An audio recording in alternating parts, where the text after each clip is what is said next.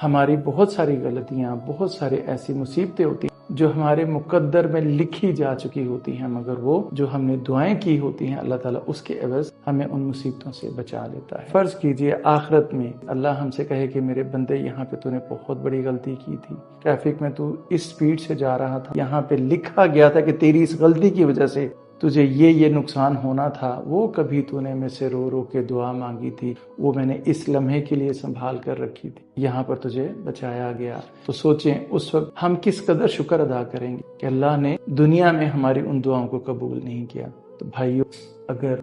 क़यामत वाले दिन हमने अपनी उन दुआओं के लिए शुक्र अदा करना है जो अल्लाह ने कबूल नहीं की, तो आए हम आज ही क्यों ना शुक्र अदा करें। जिस वक्त हमारी दुआ कबूल ना हो, 2 रकअत नफल पढ़िए, शुक्राना अदा कीजिए कि अल्लाह ने उन 2 सूरतों में से बेहतरीन सूरत आपके लिए मुकद्दर कर दी है।